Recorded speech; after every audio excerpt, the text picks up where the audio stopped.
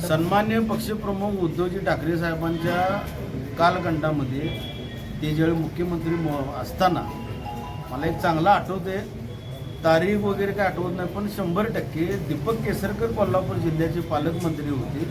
त्यावेळी वरिष्ठांच्याकडून इथं निधी पोच झाला आणि त्या निधीच्या आधारे अतिशय चांगल्या पद्धतीनं दसरा महोत्सव आपण पार केला.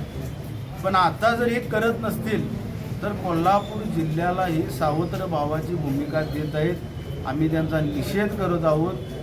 हे सरकार फक्त आपले किसे भरणे, आपल्या मुलांचे किसे भरणे, लोकांच्यामध्ये वितुष्ट निर्माण करणे, देशाच्या नावावर धर्माच्या नावावर लूटमार करणारे सरकार आहे. हे सर्व जनतेनं ओळखले.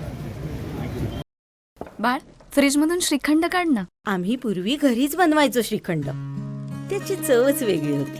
आता काय सगळं रेडीमेड. आजी, हे श्रीखंड खाऊन बघ.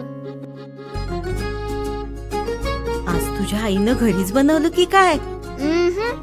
हे आहे गोकुळचं श्रीखंड. अगदी जिभेवर रेंगाळणार. जिभेवरच नाही तर मनावरही रेंगाळणार. गोकुळ श्रीखंड, मनावर रेंगाळणार.